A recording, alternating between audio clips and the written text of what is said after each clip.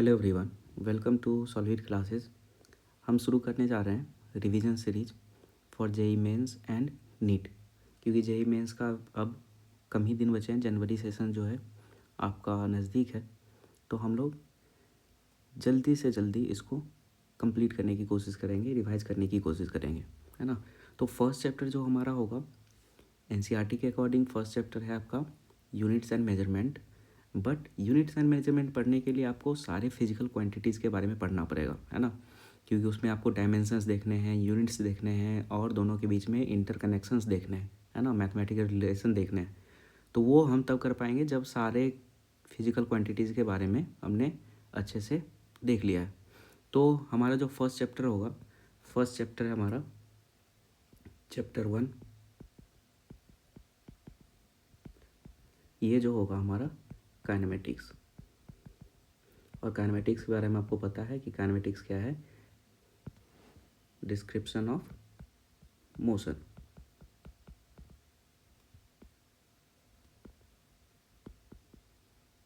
इतना आपको बेसिक पता है कि description of motion without talking about it's cause, है ना, कि मोशन क्यों हो रहा है, ये ना, इसके कॉज को हम पढ़े हुए मोशन के डिस्क्रिप्शन के बारे में पढ़ेंगे, तो उसको हम लोग क्या बोलेंगे, काइनेमेटिक्स। और डिस्क्रिप्शन ऑफ मोशन में क्या हो जाएगा, पोजीशन, है ना, पोजीशन है, फिर आपका मोशन एंड रेस्ट आएगा, फिर characteristic of motion, for example velocity हो गया, स्पीड हो गया, है ना, फिर एक्सेलरेशन हो गया। इस कैरेक्टरिस्टिक को पढ़ने के बाद हम लोग एक मैथमेटिकल रिलेशन निकालेंगे, फिर वहाँ से आपका आएगा equation of motion, equation of motion. तो पहला जो टॉपिक है हमारा position vector,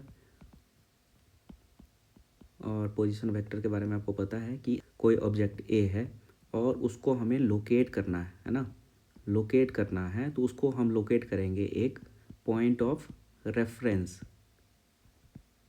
point of reference के रिस्पेक्ट में, है ना। और पॉइंट ऑफ रेफरेंस जो होगा हमारा वो रेस्ट पे होगा या फिर मोशन में भी हो सकता है। जब हम लोग रिलेटिव मोशन पढ़ेंगे तो उसमें आपका पॉइंट ऑफ रेफरेंस क्या हो जाएगा, मोशन में हो जाएगा, है ना। तो पॉइंट ए को लोकेट करने के लिए हमें दो चीज़ की ज़रूरत पड़ेगी, है ना। दो चीज़ कौन कौन सी, एक तो distance from point of reference, और दूसरा क्या होगा, डायरेक्शन, है ना, direction with respect to a reference line. Reference line से हम लोग डायरेक्शन लेंगे, और डायरेक्शन किस लिए, डायरेक्शन हम लोग मेजर करेंगे किसमें, एंगल में। अब एंगल जब देखते हैं तो एंगल का आपका डायरेक्शन सेंस आ जाएगा, क्लॉकवाइज जो होगा, है ना, क्लॉकवाइज, उसको हम लोग साइन कन्वेंशन के अकॉर्डिंग उसको नेगेटिव मानते हैं, और एंटी क्लॉकवाइज जो होगा उसको हम लोग पॉजिटिव मानेंगे, है ना। इतना आपको पता है। फिर जो डायरेक्शन होगा, एक तो डायरेक्शन है अलोंग द लाइन, तो अलोंग द लाइन में क्या हो जाएगा कि जो हमारा हॉरिजॉन्टल एक्सिस है, तो हॉरिजॉन्टल एक्सिस को हम लोग एक्स एक्सिस मानेंगे, और अलोंग राइट ये पॉजिटिव, अलोंग लेफ्ट क्या हो जाएगा, नेगेटिव। उसी तरह से दूसरा स्ट्रेट लाइन आपका हो जाएगा वर्टिकल एक्सिस, तो वर्टिकल एक्सिस को हम लोग वाई एक्सिस मानते हैं, वर्टिकली अपवर्ड जो हो जाएगा पॉजिटिव, तो वर्टिकली डाउनवर्ड क्या हो जाएगा, ये हो जाएगा नेगेटिव। उसी तरह से एक तीसरा डायरेक्शन आता है, उसको हम लोग बोलते हैं out of the page and into the page. तो अगर आउट ऑफ द पेज है, इस तरह से हम उसको डिनोट करेंगे कि आउट ऑफ द पेज है, और जब इनटू द पेज होगा तो इनटू द पेज को हम लोग इस तरह से क्रॉस से डिनोट करते हैं। तो ये हो गया आपका आउट ऑफ द पेज, और ये हो गया into the page. Out of the page को हम लोग पॉजिटिव मानते हैं, और इनटू द पेज को नेगेटिव मानते हैं। और आपको डिस्टेंस का पता है ना, डिस्टेंस क्या होता है, दो पॉइंट के बीच में separation, point A point B जो है, इसके बीच में अगर हम लोग सेपरेशन देखेंगे तो यही क्या हो जाएगा, डिस्टेंस। तो आपको पोजीशन के लिए डिस्टेंस की और डायरेक्शन की ज़रूरत पड़ेगी। डिस्टेंस हमें सेपरेशन से पता चलेगा और डायरेक्शन आपको इस कन्वेंशन से, है ना, इस कन्वेंशन से पता चलेगा। नेक्स्ट जो है, तो जनरली हम लोग पॉइंट ऑफ रेफरेंस को ओ से डिनोट करेंगे, और जो हमारा पोजीशन वेक्टर है, पोजीशन वेक्टर को हम लोग आर से डिनोट करते हैं, उसके ऊपर एरो लगा देंगे तो पोजीशन वेक्टर हो जाएगा। तो position vector of reference point, इसको हम लोग, उसका एक्स कंपोनेंट होगा, वाई कंपोनेंट होगा और जेड कंपोनेंट होगा, और इसको हम लोग वेक्टर फॉर्म में कैसे लिख सकते हैं? वेक्टर फॉर्म में लिख सकते हैं x naught i cap y naught j cap plus z naught k cap. उसी तरह से अगर कोई पॉइंट ए है और उसका आपको पोजीशन वेक्टर दिया हुआ है x of A, y of A, z of A, तो इसको हम लोग पोजीशन वेक्टर में कैसे लिखेंगे? X of A i cap, y of A j cap plus z of A k cap.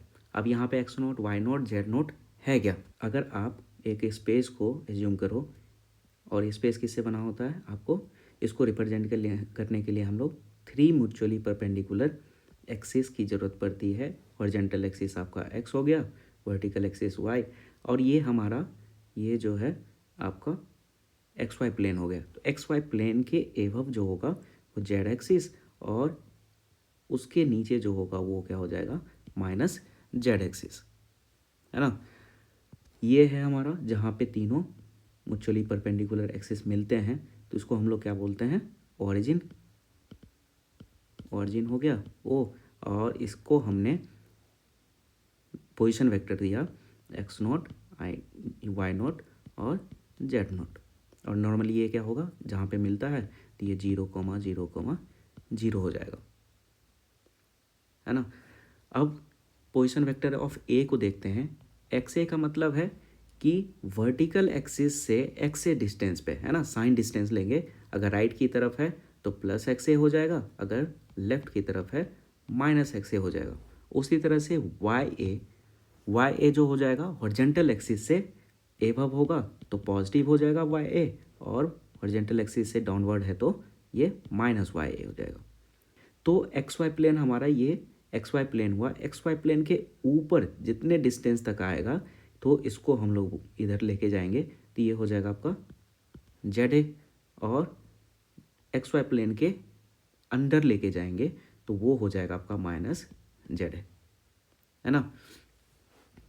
For example, अगर आपको एक पोजीशन वेक्टर दिया हुआ है आर ए, ये दिया हुआ -2 I cap plus 3 J cap minus 5 के कैप, तो इसका मतलब क्या है कि वर्टिकल एक्सिस से लेफ्ट गया होगा 2 unit left of y axis, 3 unit positive है, इसका मतलब 3 यूनिट एबव एक्स एक्सिस, और ये जो -5 है, -5 का मतलब है कि 5 unit below x y plane, है ना। तो आप नोटेशन समझ गए पोजीशन वेक्टर को हम लोग कैसे रिप्रेजेंट करेंगे। पोजीशन वेक्टर ऑफ ए, ये आपको दिया हुआ है एक्स आई cap plus y j cap plus z के कैप, और आपको position vector of reference point दिया हुआ है x naught i cap plus y naught j cap plus z naught k cap. अब आपसे पूछेगा position vector of A with respect to reference point, with respect to reference point. अब आपको question में कहीं कहीं पे ऐसा मिलेगा with respect to B, position vector of A with respect to B, या फिर B with respect to A. तो हम लोग ये गौर करेंगे कि विथ रिस्पेक्ट टू के बाद जो आएगा वो आपका रेफरेंस पॉइंट बन जाएगा।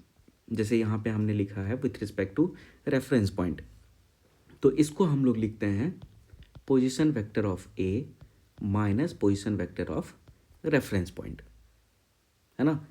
ये हो गया position vector of A with respect to O. अब यहीं पे आपको दो अगर पॉइंट दिया रहेगा, फॉर एग्जांपल एक पॉइंट है ए, दूसरा पॉइंट है बी, और मान लेते हैं हमारा ये कोऑर्डिनेट एक्सिस है, ये एक्स एक्सिस, वाई एक्सिस और जेड एक्सिस। तो ओरिजिन से अगर हम लोग इस पॉइंट को मिलाएंगे तो ये आपको देगा position vector of A with respect to O. उसी तरह से इसको मिलाएंगे तो ये देगा position vector of B with respect to O. अब हम ए को बी से ज्वाइन करेंगे, तो ए से बी ज्वाइन करने के बाद position vector of B with respect to A. लेकिन वहीं पे अगर हम बी को ए से ज्वाइन करेंगे, ये जो आपका पोजीशन वेक्टर होगा ये हो जाएगा position vector of A with respect to B, है ना। तो अगर आपको निकालना है position vector of A with respect to B, इसको हम लोग क्या लिखेंगे, position vector of A minus position vector of B. उसी तरह से अगर position vector of B with respect to A लिखना है तो इसको लिखेंगे position vector of B minus position vector of A. अब दोनों को अगर देखेंगे तो आपको पता चल गया कि position vector of A with respect to B is nothing but position vector of B with respect to A का माइनस। और वेक्टर में आपने ये चीज़ देखा है कि अगर vector a is equal to minus vector b है, इसका मतलब है ए और बी का डायरेक्शन क्या है, अपोजिट है, बट दोनों का मैग्नीट्यूड क्या होगा, सेम। मैग्नीट्यूड को हम लोग ऐसे दिखाते हैं, है ना। तो मैग्नीट्यूड दोनों का सेम होगा और डायरेक्शन क्या हो जाएगा, अपोजिट हो जाएगा, है ना। इतना क्लियर है। अब मान लेते हैं कि पोजीशन वेक्टर ऑफ ए आपको दिया हुआ है 3i cap minus 3j cap plus 6k cap, किसके रिस्पेक्ट में, विथ रिस्पेक्ट टू ऑरिजिन। उसी तरह से पोजीशन वेक्टर ऑफ बी आपको दिया हुआ है 3i cap minus 2j cap minus 3k cap. अब आपसे अगर पूछेगा कि बताओ position vector of A with respect to B क्या होगा, सिंपली हम लोग लिखें position vector of A minus position vector of B. और पोजीशन वेक्टर ऑफ ए है minus 3i cap minus 3j cap plus 6k cap minus 3i cap minus 2j cap minus 3k cap. अब vector addition vector subtraction हम लोग क्या करते हैं कि x component के साथ प्लस होता है, ऐड और माइनस होता है, वाई कंपोनेंट के साथ, और जेड कंपोनेंट के साथ ऐड और सब्ट्रैक्ट होता है। तो यहाँ पे देखते हैं एक्स कंपोनेंट कितना है, फर्स्ट वाले में 3 माइनस सेकेंड वाले में कितना है 3, ये हो गया आपका 3 माइनस 3i कैप। उसी तरह से ए का अगर देखें तो y कंपोनेंट कितना है, y कंपोनेंट है -3 माइनस b का y कंपोनेंट कितना है -2 j कैप प्लस a का z कंपोनेंट कितना है +6 माइनस b का z कंपोनेंट कितना -3, ये हो गया z कंपोनेंट। तो इसको अगर सिंप्लीफाई करें तो क्या हो जाएगा 3 minus 3 that is 0i cap -3 + 2 minus j cap 6 minus minus plus, तो 6 + 3 9k कैप। तो ये हो गया आपका position vector of A with respect to B. इस प्रॉपर्टी के according position vector of B with respect to A क्या हो जाएगा, minus of position vector of A with respect to B. Minus से मल्टीप्लाई कर देंगे 0i cap minus j cap plus 9k cap, तो ये हो जाएगा आपका j cap minus 9k cap, है ना। तो यहाँ से आप रिलेटिव पोजीशन पता कर लिए। ये ज़रूरत होगा आपको जब हम लोग रिलेटिव मोशन पढ़ेंगे, तो ये अगर कॉन्सेप्ट आपको क्लियर है तो वहाँ पे आसानी से हो जाएगी, है ना, आसानी से आपको समझ में आएगी।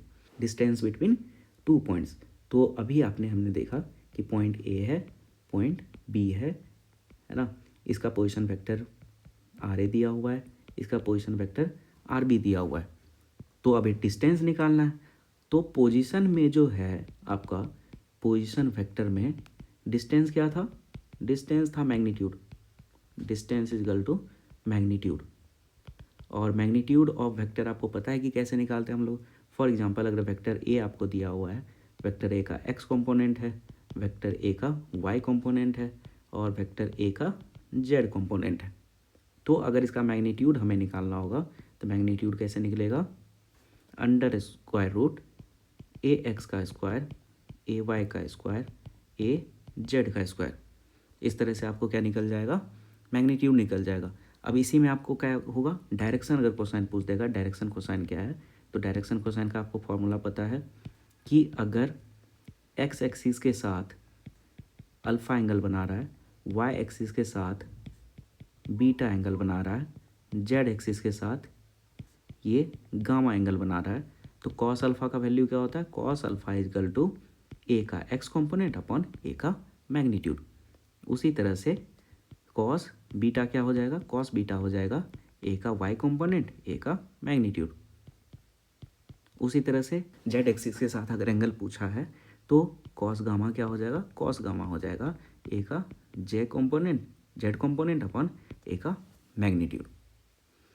तो अगर मान लीजिए पोजीशन वेक्टर ऑफ ए आपको दिया हुआ 3 2 1, बी का आपको पोजीशन दिया हुआ -1 2 -3। अब आपसे पूछा है कि दोनों के बीच में डिस्टेंस कितना है। सबसे पहले क्या करेंगे? Position vector of A with respect to B करेंगे, position of A minus position of B. तो 3 -1 I cap plus 2 -2 J cap plus 1 -3 के कैप। तो यहाँ से क्या आ गया? यहाँ से position vector of A with respect to B आ गया 4 I cap plus 0 J cap plus 4 K cap. तो दोनों के बीच डिस्टेंस कितना हो जाएगा? इसका मैग्नीट्यूड, तो आर ए बी का मैग्नीट्यूड यही हो जाएगा distance between A and B. और अभी आपने फॉर्मूला देखा, मैग्नीट्यूड क्या हो जाएगा? 4 square plus 0 square plus 4 square. तो कितना हो गया? 16 प्लस 16 का अंडर रूट, तो ये हो जाएगा आपका √2 इंटू 4 मीटर, या फिर जो भी आपका यहाँ पे अगर मीटर दिया हुआ है तो मीटर हम लोग लिखेंगे, सेंटीमीटर दिया रहेगा तो सेंटीमीटर लिखेंगे। अगर आपसे ये पूछ देगा कि बताओ कि जो लाइन ए और बी को ज्वाइन कर रहा है तो एक्स एक्सिस के साथ कितना एंगल बना रहा है, तो एक्स एक्सिस के साथ एंगल जो होगा वो क्या है? अगर अल्फ़ा है तो कॉस अल्फ़ा क्या हो जाएगा? पोजीशन वेक्टर का एक्स कंपोनेंट, मतलब r A B x upon r A B का मैग्नीट्यूड। तो यहाँ से आर ए बी का एक्स कंपोनेंट कितना आया? एक्स कंपोनेंट आया 4 अपॉन 4√2, कितना हो गया? 1/√2। कॉस अल्फ़ा जो है आपका 1/√2 है, इसका मतलब अल्फ़ा कितना है? 45 डिग्री। जो लाइन ए को बी से कनेक्ट करता है वो एक्स एक्सिस के साथ कितना एंगल बना रहा है? 45 डिग्री है। यहाँ तक क्लियर है? अब आपने स्पेस में पोजीशन देख लिया तो आपके लिए आसान हो जाएगा प्लेन में, और आपके लिए आसान हो जाएगा स्ट्रेट लाइन में। अगर आपके पास पोजीशन वेक्टर दिया हुआ है ए का एक्स कंपोनेंट, ए का वाई कंपोनेंट और ए का जेड कंपोनेंट, तो अगर ये पॉइंट आपको स्पेस में है तो फिर क्या होगा? A X not equal to 0, A Y not equal to 0, A Z not equal to 0, है ना, with respect to reference point. उसी तरह से अगर ये पॉइंट आपका प्लेन में है ना, प्लेन में देख लेते हैं। अगर एक्स वाई प्लेन में है इसका मतलब क्या है? Z is equal to 0। यही अगर आपका वाई जेड प्लेन में है तो कौन सा 0 हो जाएगा? एक्स इजकल टू 0 हो जाएगा। जेड एक्स प्लेन में है तो वाई इजकल टू 0 हो जाएगा। फिर अगर ये स्ट्रेट लाइन में है तो स्ट्रेट लाइन आपका क्या हो जाएगा? अगर मान लेते हैं एक्स एक्सिस पे है तो एक्स एक्सिस पे हो जाएगा तो y is equal to 0, z is equal to 0। अगर ये वाई एक्सिस पे है ना, ये आपका एक्स एक्सिस, और अगर वाई एक्सिस पे होगा तो वाई एक्सिस पे क्या हो जाएगा? X is equal to 0, z is equal to 0। अगर ये जेड एक्सिस पे है तो जेड एक्सिस पे क्या हो जाएगा? एक्स इजकल टू 0 और वाई इजकल टू 0, है ना। तो यहाँ से आपको पोजीशन वेक्टर के बारे में पता चल गया। दूसरा जो टॉपिक है हमारा ये है डिस्प्लेसमेंट। तो डिस्प्लेसमेंट को हम लोग डिफाइन करते हैं चेंज इन पोजीशन। और जब भी हम लोग चेंज की बात करते हैं तो चेंज का मतलब क्या है? Final minus initial. Final minus initial किसका? पोजीशन का। इसका मतलब है कि अगर आपको डिस्प्लेसमेंट देखना है, डिस्प्लेसमेंट को डेल्टा से डिनोट करेंगे, डेल्टा आर अगर देखेंगे तो ये क्या हो जाएगा, r final minus r initial, है ना। फॉर एग्जाम्पल अगर आपको एक दिया हुआ है an ant move from position A to position B such that displacement is 3 I cap minus 2 j cap plus 5 k cap and the final position मतलब position vector of B आपको दिया हुआ है 2 I cap plus minus 2 I cap minus 2 k cap, then find position vector of A. अब आपसे position vector of ए अगर पूछा है तो हम सिंपली क्या करेंगे, जो आपको फॉर्मूला पता है डिस्प्लेसमेंट का फॉर्मूला क्या है, डिस्प्लेसमेंट का formula final position minus initial position. आपको क्या क्या गिवन है, गिवन है आपको डिस्प्लेसमेंट गिवन है और फाइनल पोजीशन गिवन है। आपको फाइंड आउट क्या करना है, इनिशियल। तो यहाँ से आपका आर इनिशियल को लेफ्ट की तरफ ले गया तो इधर हो गया R F minus delta R. तो आर एफ कितना दिया हुआ है, फाइनल पोजीशन आपको दिया हुआ है 2 I cap minus 2 J cap minus 2 K cap, और डिस्प्लेसमेंट कितना दिया हुआ है, डिस्प्लेसमेंट दिया हुआ है आपको 3 आई cap minus 2 J cap plus 5 के कैप। तो कितना हो जाएगा, एक्स एक्स के साथ माइनस होगा, वाई वाई के साथ माइनस होगा और जेड जेड के साथ माइनस होगा। तो 2 minus 3 I cap plus minus 2 minus of minus 2 J cap plus यहाँ पे कितना माइनस 2 माइनस ऑफ 5 के कैप। तो कितना हो गया ये माइनस आई cap 0 plus 0 J cap minus 7 के। तो ये हो गया आपको आर इनिशियल, है ना।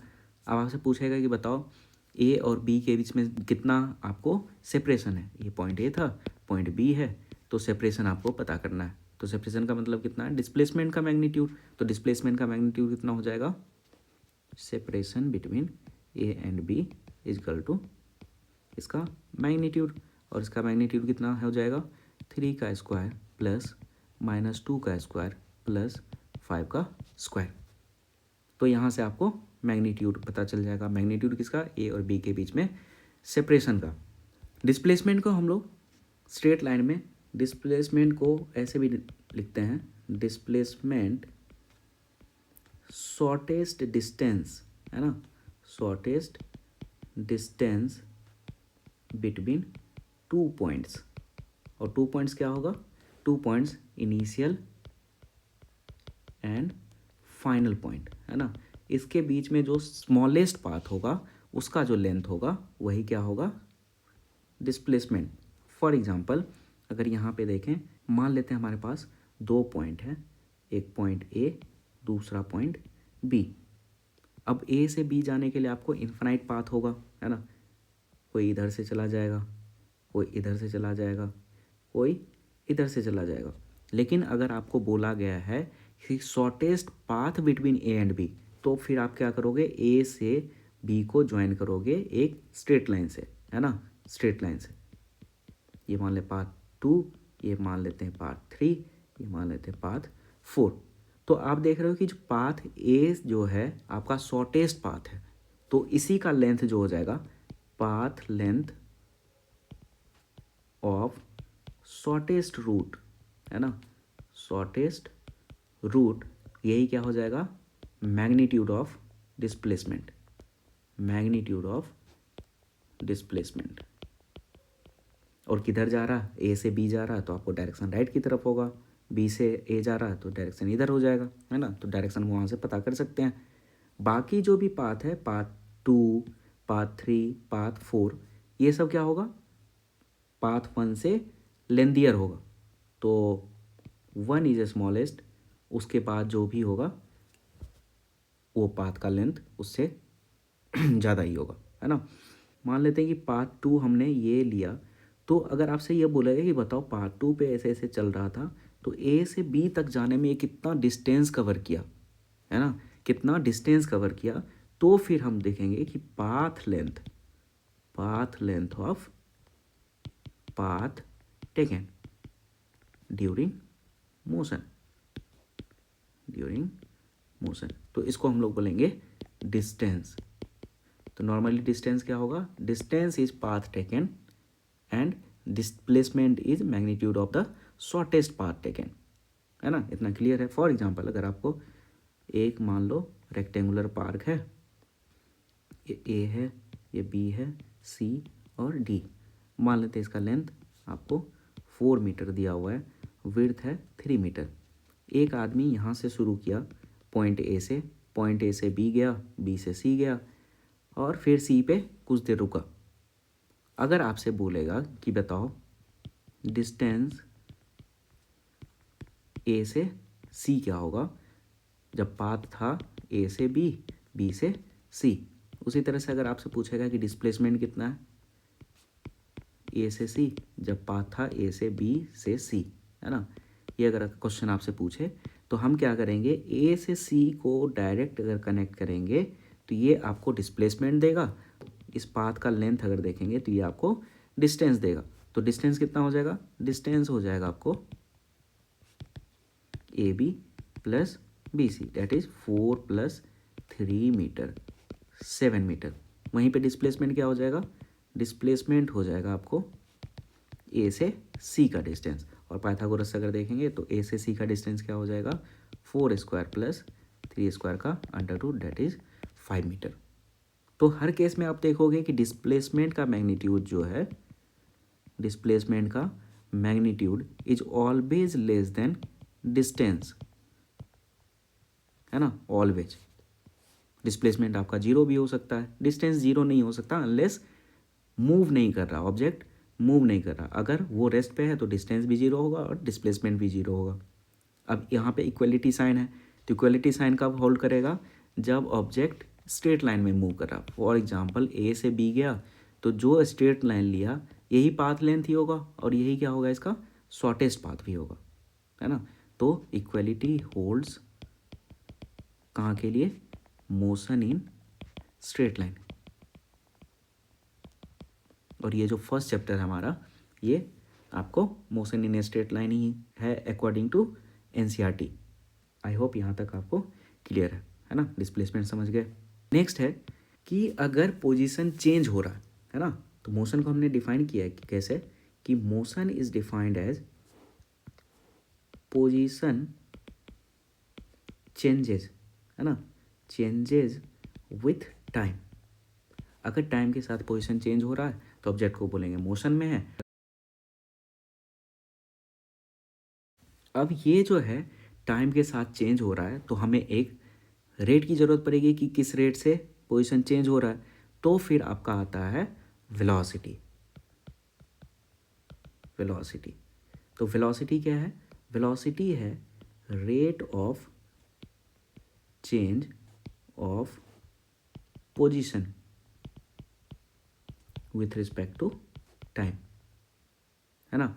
और ये क्या है, ये आपका वेक्टर क्वांटिटी है। तो वेक्टर क्वांटिटी में क्या होगा, मैग्नीट्यूड भी होगा और डायरेक्शन भी होगा।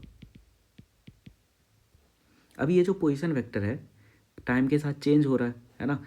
फॉर एग्जांपल अगर लेते हैं कि ये इनिशियल पोजीशन था t = 0 पे, और ये फाइनल पोजीशन या फिर t = t1 पे और t = t2 पे यहाँ पे आया, है ना। तो इसमें चेंज इन पोजीशन आया, change in position delta x. For example अगर ये स्ट्रेट लाइन में मूव कर रहा है तो डेल्टा एक्स जो हो जाएगा आपका क्या होगा, x2 - x1। उसी तरह से टाइम इंटरवल क्या हो जाएगा, t2 - t1। अब यहाँ से आपका आता है वेलोसिटी, तो वेलोसिटी क्या हो जाएगा, पोजीशन अपॉन टाइम टेकन या फिर टाइम इंटरवल। अब टाइम इंटरवल के बेसिस पे हम लोग वेलोसिटी को 2 पार्ट में डिवाइड कर सकते हैं। अगर टाइम इंटरवल जिसको हम लोग डेल्टा टी बोलेंगे, ये आपका ग्रेटर देन 0 है ना, मतलब कुछ सिग्निफिकेंट है ना, सिग्निफिकेंट मान लेते हैं, ये कुछ सिग्निफिकेंट है, for example 1 second, 2 second, 0.5 second, तो ये जो टाइम इंटरवल है ये सिग्निफिकेंट है, तो इसके लिए हम लोग यूज करते हैं एवरेज वेलोसिटी। एवरेज वेलोसिटी, तो एवरेज वेलोसिटी किसके लिए यूज होगा, हमेशा आपको इंटरवल के लिए निकालना होगा कि पार्टिकुलर इंटरवल में बताओ एवरेज वेलोसिटी कितना है। जो दूसरा है, अगर यही टाइम इंटरवल बहुत छोटा होता जाए, है ना, फॉर एग्जांपल अगर कोई कार मूव कर रहा है और t इजकल टू ये am पे यहाँ पे है और 8:30 पे यहाँ पे है, अगर आपसे पूछे कि बताओ कि 8:10 पे ये कहाँ पे था, तो 8:10 के लिए आपको क्या करना पड़ेगा, इसके आसपास देखना पड़ेगा कि 8:09 पे कहाँ पे था, 8:11 पे कहाँ पे था, फिर आपको पता चलेगा कि अच्छा यहाँ पे एवरेज वेलोसिटी निकालेंगे, तो फिर आपको अप्रॉक्सीमेट पता चल जाएगा कि 8:10 पे इसका वेलोसिटी यही होना चाहिए था, है ना। तो पार्टिकुलर इंस्टेंट पे अगर आपको निकालना वेलोसिटी, तो उसको हम लोग बोलते हैं इंस्टेंटेनियस वेलोसिटी। क्या बोलते हैं, इंस्टेंटेनियस वेलोसिटी। तो इंस्टेंटेनियस वेलोसिटी कब होगा, जब टी डेल्टा टी जो है टेंस टू 0, मतलब इंटरवल बहुत छोटा है। और ये निकालने के लिए तो मैथमेटिकली आपको पता चल गया कि एवरेज वेलोसिटी हम कब निकालेंगे, जब आपको इंटरवल दिया रहेगा, और इंस्टेंटेनियस वेलोसिटी कब निकालेंगे, जब आपको पार्टिकुलर इंस्टेंट दिया हुआ है, पार्टिकुलर इंस्टेंट दिया हुआ है कि t इजकल टू 2 सेकेंड में बताओ इसका वेलोसिटी क्या है ना। और हमें पता है कि अगर इंटरवल आपको टेंस टू 0 है, डेल्टा टी टेंस टू 0 है, तो यही डेल बन जाता है आपका d बन जाता है, d मतलब इनसिग्निफिकेंट चेंज। तो उसी तरह से v इंस्टेंटेनियस को कैसे लिख सकते हैं हम लोग, dx upon dt if moving along x। v average को क्या लिख सकते हैं, delta x upon delta t if moving along x, है ना। तो इतना क्लियर है। तो यहाँ से हम लोग जनरल फॉर्मूला अगर लिखना चाहें, तो अगर आपको पोजीशन वेक्टर r दिया हुआ है ना, और यहाँ से आपको v इंस्टेंटेनियस निकालना होगा, तो v इंस्टेंटेनियस ये भी वेलोसिटी वेक्टर है ना, तो v इंस्टेंटेनियस क्या हो जाएगा, dr अपॉन dt, और v एवरेज क्या हो जाएगा, v एवरेज हो जाएगा delta r upon delta t। अब r वेक्टर जो होता है वो क्या हो जाएगा, एक्स आई cap plus y j cap plus z के कैप अपॉन डी टी। तो इसको हम अगर एक्सपेंड करें तो ये हो जाएगा D X upon D T I cap plus D Y upon D T J cap plus D Z upon D T K cap. ये जो होता है आपका rate of change of X coordinate, तो ये क्या हो जाएगा, वेलोसिटी का एक्स कंपोनेंट। ये है rate of change of Y coordinate, तो ये हो गया वेलोसिटी का वाई कोऑर्डिनेट। ये है आपका rate of change of Z coordinate, तो ये हो गया वेलोसिटी का जेड कंपोनेंट।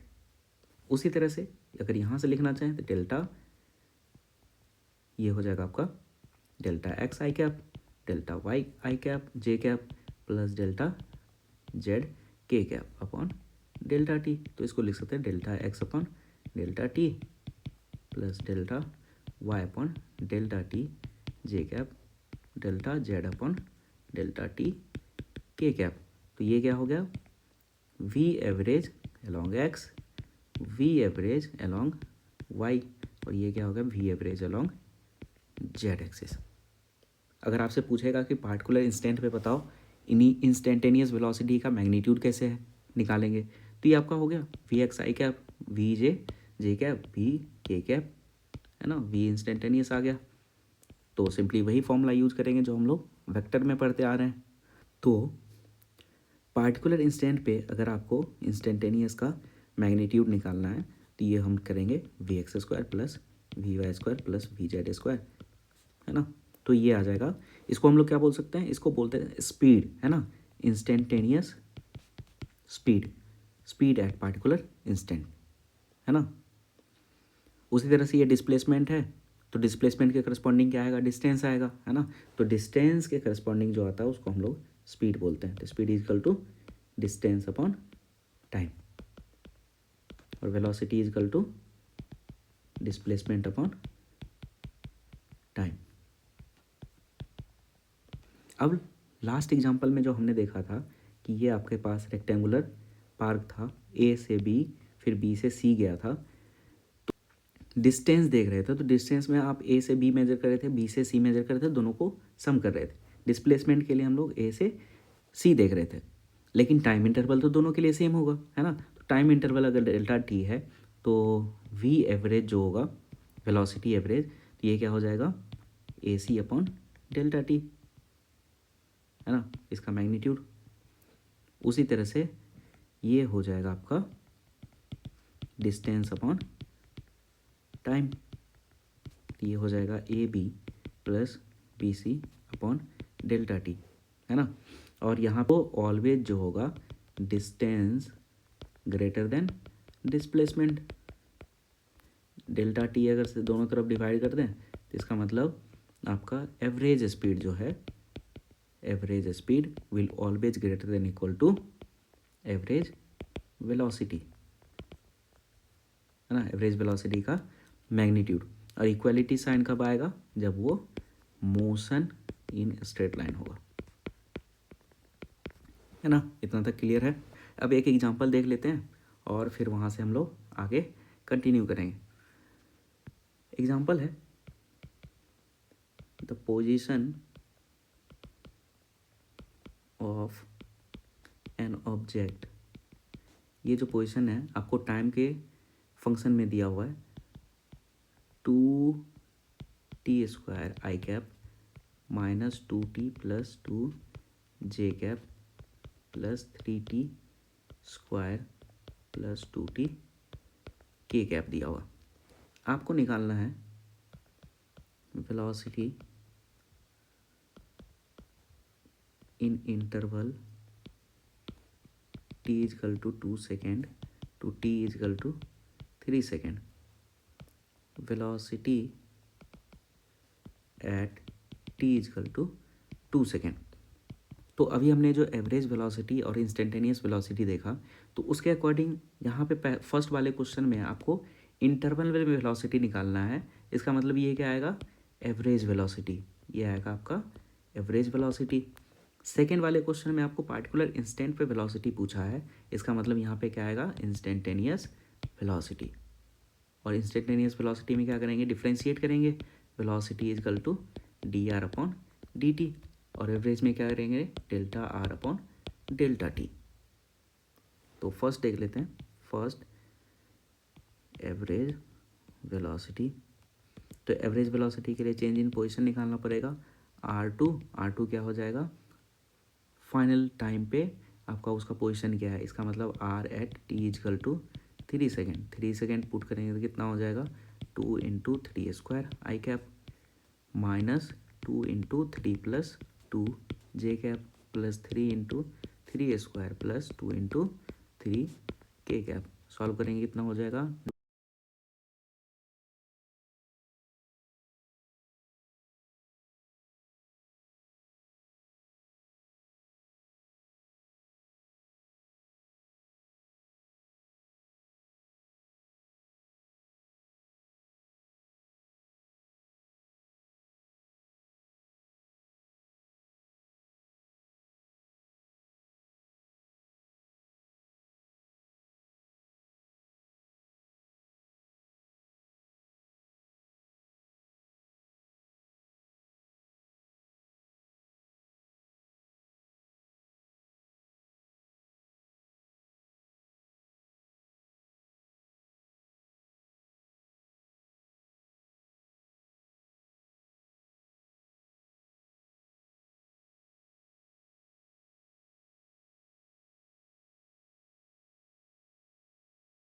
हाँ 18 माइनस 2 I cap plus -8 minus -6j cap plus 33 minus 16k cap, और ये कितना आया, ये है 16 I cap minus 2j cap plus ये हो जाएगा 17k कैप, ये आ गया डेल्टा आर।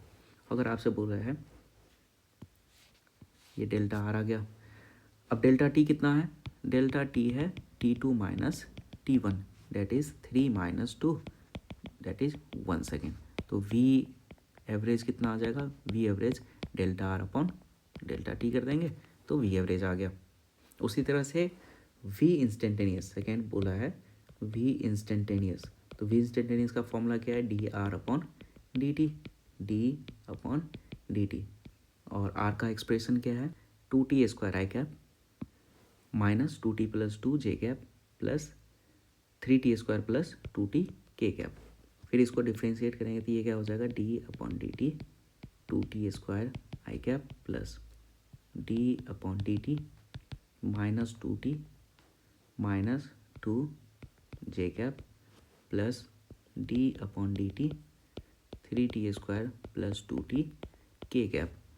इसको डिफ्रेंशिएट करेंगे कितना होगा, 4t आई कैप, और इसको डिफ्रेंशिएट करेंगे तो ये हो जाएगा -2 plus 0 J cap plus 60 plus 2 K cap.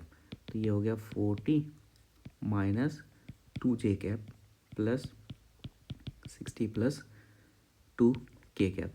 ये आपको आ गया वी इंस्टेंटेनियस किसका, टाइम का फंक्शन। और आपसे बोला था कि t इजकल टू 2 सेकेंड पे वेलोसिटी निकालने, तो वेलोसिटी के एक्सप्रेशन में हम लोग t is equal to 2 second put कर दिया, तो ये क्या आ गया 4 into 2 I cap, sorry 4 into 2 I cap plus -2 J cap plus 6 into 2 plus 2 K cap. तो कितना हो गया ये 8 आई cap minus 2 J cap plus 14 के कैप, वी इंस्टेंटेनियस है ना। ये वेक्टर फॉर्म में आ गया। अगर आपसे मैग्नीट्यूड पूछेगा तो मैग्नीट्यूड कैसे निकाल सकते हैं, √8 माइनस 2 स्क्वायर प्लस 14 का स्क्वायर, तो यहाँ से आ जाएगा। आई होप आपको यहाँ तक क्लियर है। नेक्स्ट क्लास में हम लोग एक्सेलरेशन के बारे में पढ़ेंगे, फिर एक्सेलरेशन के बाद आपको इक्वेशन ऑफ मोशन समझ में आ जाएगा, है ना।